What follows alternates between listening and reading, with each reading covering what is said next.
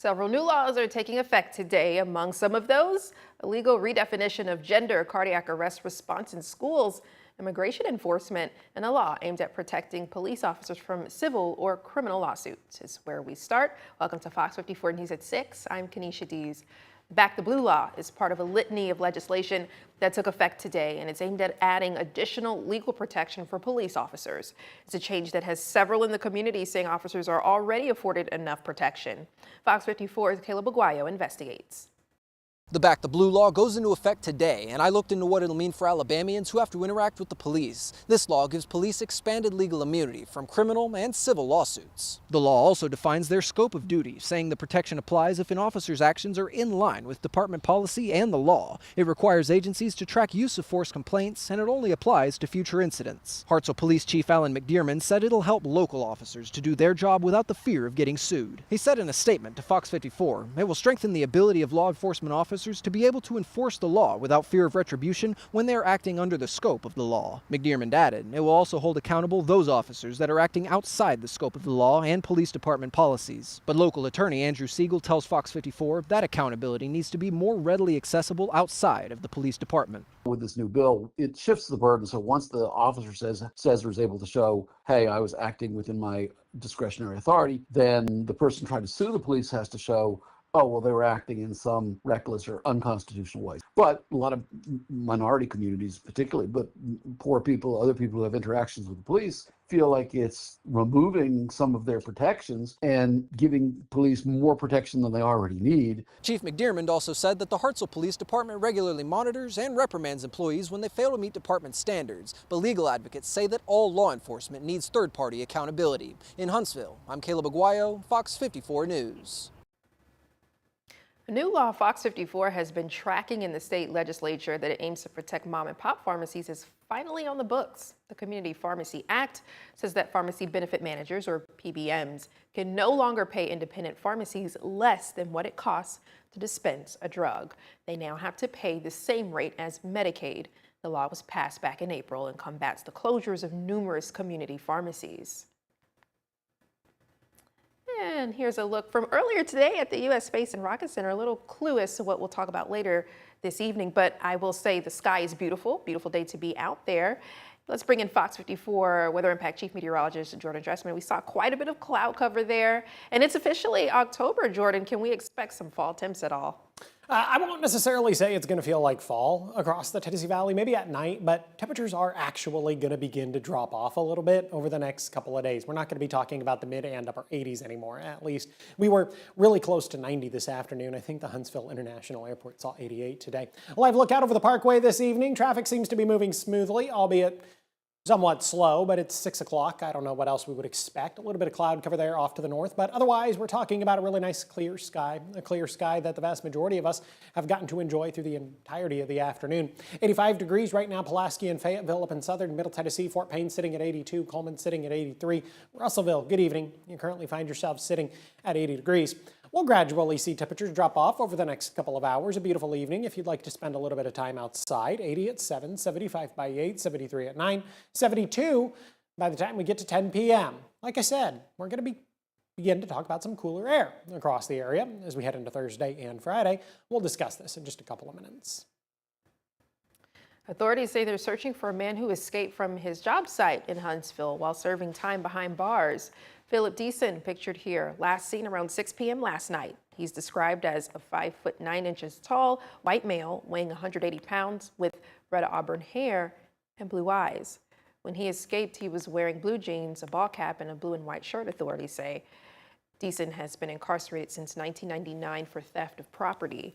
Authorities urge anyone who may have any information on Deason's whereabouts to contact law enforcement or contact the ADOC at 1-800-831-8825.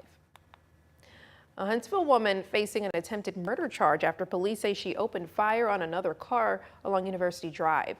Officers say they got a 911 call last Thursday from a woman reporting that another driver was chasing her and shooting as she drove. Investigators say the victim's car was hit twice, but thankfully no one was hurt. Police later identified 23-year-old Alyssa Messineo as the suspect.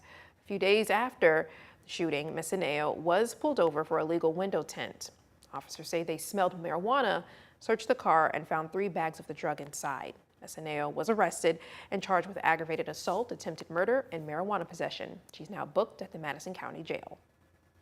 A Decatur man behind bars after a late-night traffic stop in Priceville, authorities say. Police say their K-9 unit pulled over a car on the 500 block of Highway 67 and identified the driver as 43-year-old Michael Chambers, pictured here. Authorities say Chambers had several outstanding warrants, and a search of the car turned up meth, Suboxone, and other drugs. Chambers is charged with unlawful possession of a controlled substance and illegal possession of prescription medication. He's held at the Morgan County Jail on a $1,600 bond with a hold for the warrants. Officers say they responded this morning to a serious crash on Douglas Road near Highway 53. The head-on collision, they say, left both drivers with serious injuries, and according to HPD, one vehicle was stopped in traffic when another drifted into the opposite lane and struck it. The case is under investigation by HPD's Traffic Homicide Unit. Authorities say drug use may have been a factor, and charges are pending toxicology results. Redstone Arsenal says most key operations are staying open during the federal government shutdown, though some support services may scale back if it continues. All gates are operating normally, and routine police, fire, and guard services remain fully manned, though some administrative work may be delayed. The One Stop ID Card Center is open Monday through Thursday. Family programs, gyms, childcare, restaurants, golf, and bowling remain available. Army Community Services closed. Fox Army Health Center, commissary, and exchange stores are running normally, though some services may see reduced hours if staffing drops. Any additional changes depend on how long it lasts. Redstone Federal Credit Union is stepping in to help members impacted by the government shutdown. The credit union offering low-interest relief loans up to $5,000 with no payments required for the first 60 days. Members can also defer one loan payment through its Skip-a-Pay program. Both federal employees and government contractors affected by the shutdown are eligible. Redstone says certified financial counselors are also available to help members manage their budgets during the shutdown. Local nonprofit One Gen Away is helping federal employees and their families affected by the shutdown. The nonprofit will be giving out free boxes of groceries, no questions asked. Organizers say details on distribution sites and schedules will be announced after preparations are complete. According to the federal labor data, more than 21,000 federal workers are employed in the Huntsville area, with more than 17,000 living in the city. One Gen Away is also calling on local businesses, churches, and volunteers to help support the effort through donations and service. A federal judge in Alabama has blocked key parts of a controversial firearms rule, siding with the NRA and 2 local collectors. The ruling says the ATF went beyond its authority last year by redefining who needs a dealer's license. The NRA argued that the rule would have made hobbyists felons just for trading or selling guns for their personal collections. The court's injunction protects NRA members from enforcement while broader legal challenges continue. Though the case was filed here in Alabama's Northern District, the ruling has nationwide impact. Marshall County Schools faculty and students are mourning the loss of a classmate. The district announced that 19-year-old Jackson Guffey passed away on Monday at his home. Students at Kate Duncan Smith DAR school were released early today so they could attend Guffey's funeral. Officials have not shared details on the cause of his death.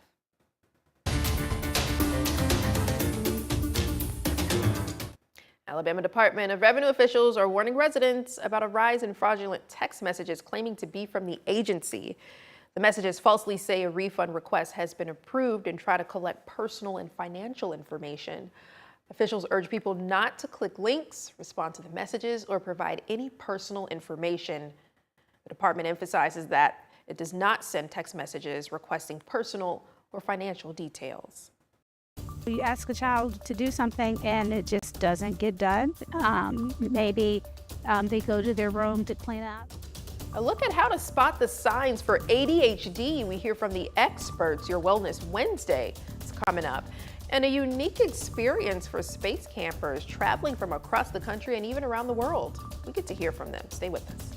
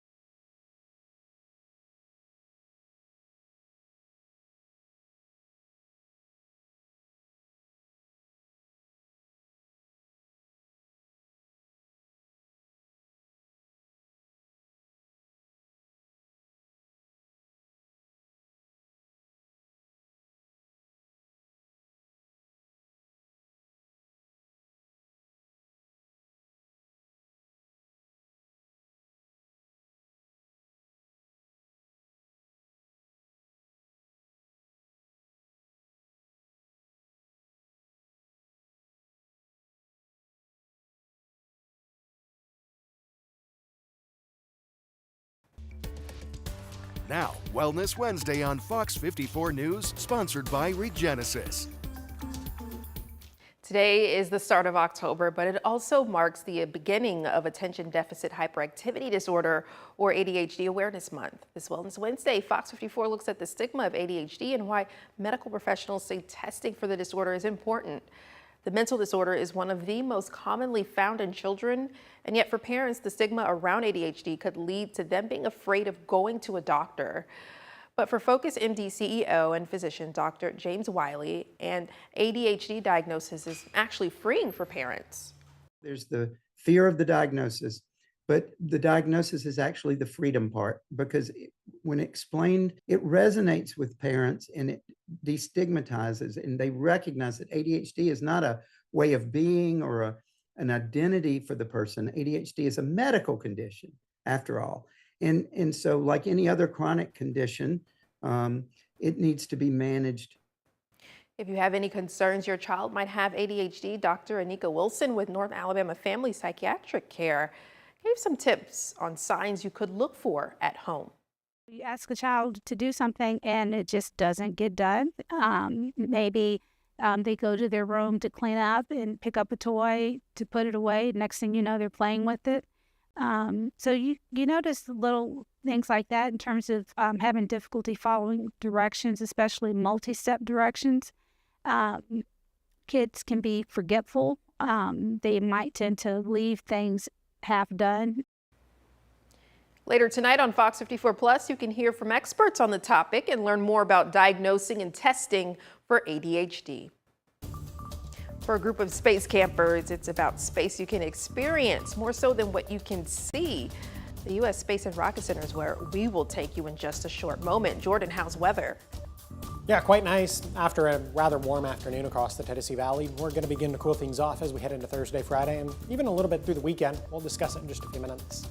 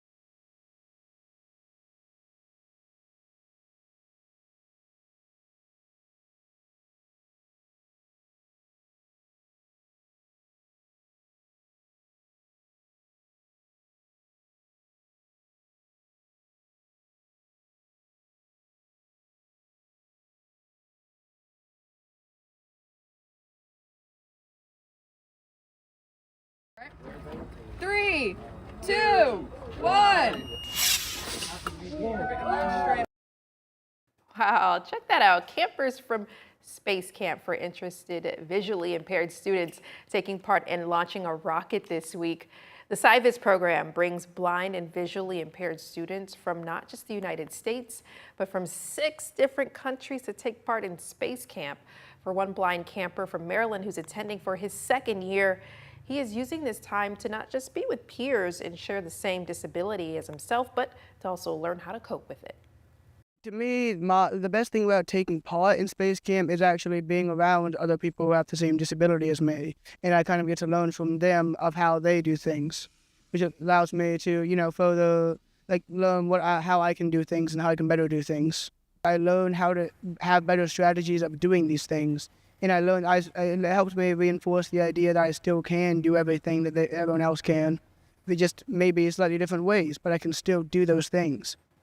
Yes, he can. And Adam is most excited to take part in the 3.5 extended duration mission this year, hoping to use strategies that he learned from his time last year. That's so cool. I love how they are so hands-on, and obviously you got to see it yourself, Carson. Mm-hmm.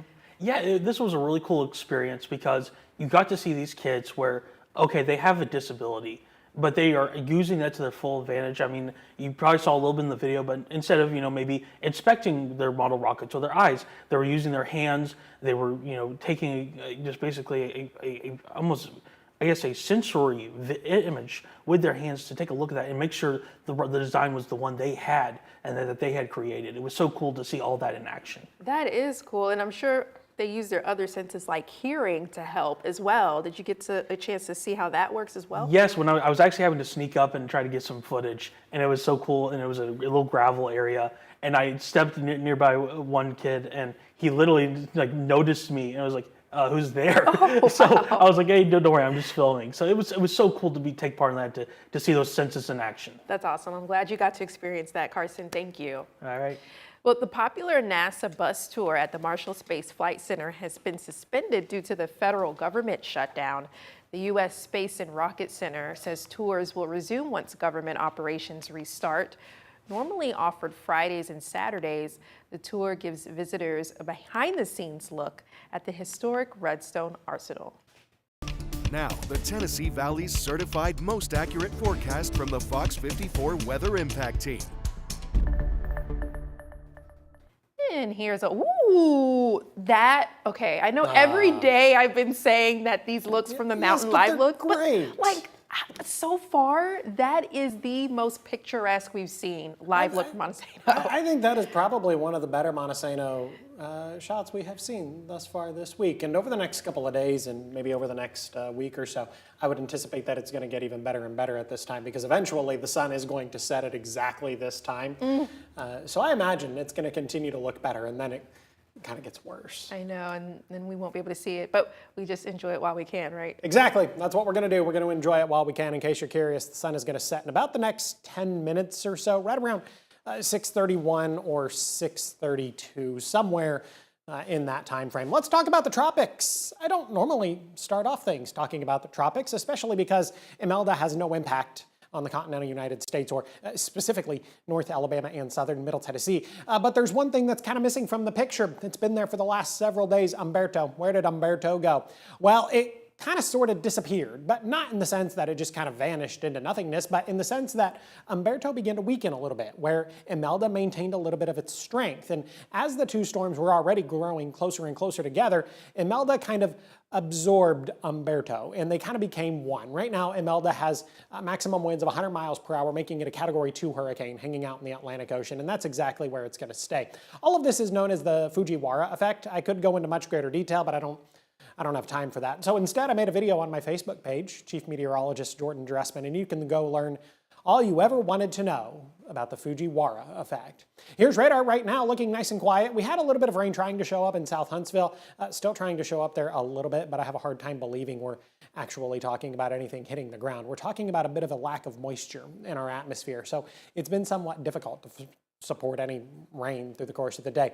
We're going to stay dry Thursday, Friday, Saturday, but then other opportunities for rain build into the forecast as we head into Sunday, and then especially Monday, Tuesday, and Wednesday of next week, where at this point, rain is looking a bit more like a certainty. No day is going to be a complete washout, but rain is definitely a certainty for some of us, anyway. We don't typically get a lot of rain in the month of October, right around 3.59 inches of rain. Sunset 6:29 tonight. I was close. I was off by a couple of minutes.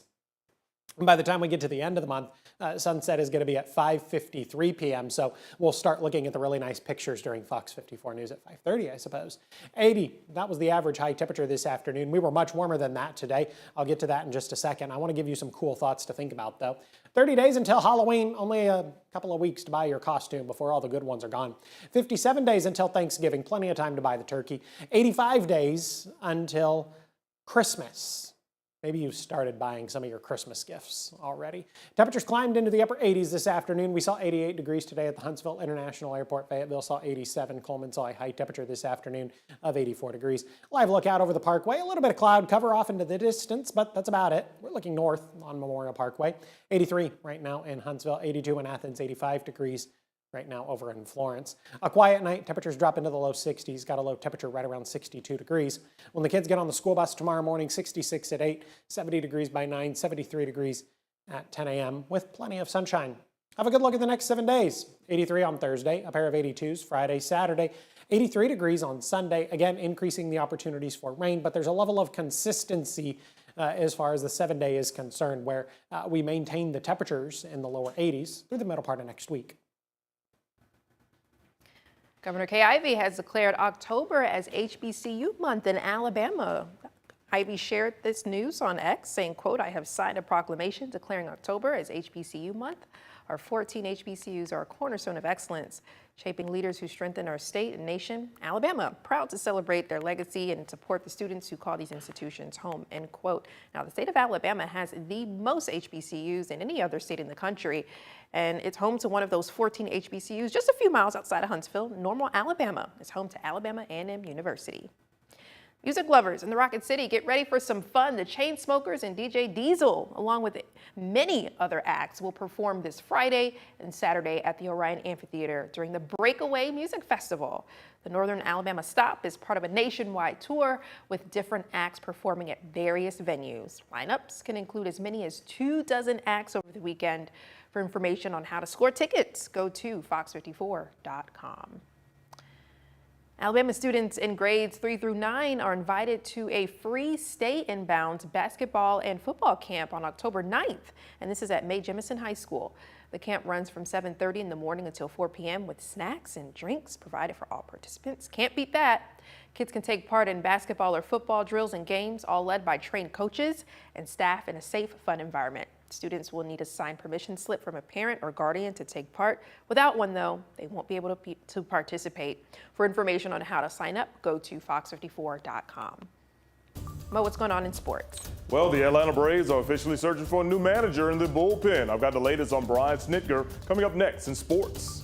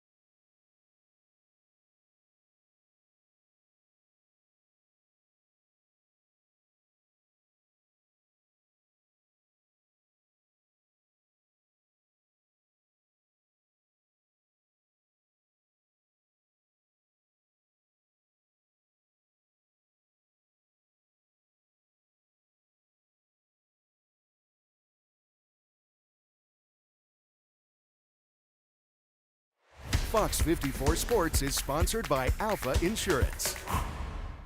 The Atlanta Braves failed to make the 2025 MLB postseason, and when they hit the diamond next year, there's going to be a new man in charge in the dugout. Today, Brian Snitker announced that he will not return as the manager of the Braves and is retiring from coaching overall. He will move into an advisory role with the team, and he'll be inducted into the Hall of Fame next year. He's been with the organization as a player, coach, and manager since 1977. He led Atlanta to 811 wins, 6 NL East Division titles, and the 2021 World Series championship. Now he's ready to spend more time with his family.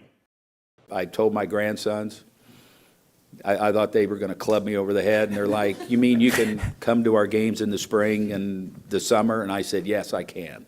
And they were excited. Because I said earlier, I missed everything my kids did. And one of the things I didn't want to do was miss everything that they did. And now I'm going to get a chance to do all that. Today, it was announced that former UAH hockey standout Josh Kessner has signed a deal with the Huntsville Havoc. After a stellar career with the Chargers, he found success both here in the States and overseas. When he was with Toledo, he was the ECHL MVP, scoring 37 goals during that season. He's also played in Russia, Slovakia, and Finland. Now he's ready to take the ice again right here in the Rocket City. Coming up tonight in sports on Fox 54 at 9, the University of Alabama. They'll honor Nick Saban in a special way this Saturday. I'll tell you how tonight right here on your favorite channel. Kanisha. That's right, Mo. Coming up tonight at 9 as well, we'll have more for you on what resources those affected could receive during the federal government shutdown. Stick with us. A new law aimed at protecting police officers go into effect today in the state of Alabama, but some in the community say officers already have enough legal protections. We take a deep dive. U.S. Attorney General Pam Bondi and Secretary of War Pete Hegseth arrived in Memphis today as the National Guard prepares to deploy on the city of Memphis. We'll tell you about this and more tonight at 9. Before we let you go, McDonald's is getting into the spooky spirit with the return of a seasonal favorite. The fast food chain will bring back its Happy Meal Boo Bucket starting October 21st for a limited time. The lineup includes the characters as well as the ghost, pumpkin, and goblins. This marks the 3rd straight year Boo Buckets have been on the menu, though they first made their debut back in 1986. You know, being a millennial kid, I don't remember the Boo Buckets. I distinctly remember the Boo Buckets, and then they were gone for a while, and I think that's probably why you forget them. But then they brought them back. I think you said there for the 3rd year now. Yeah. They brought them back.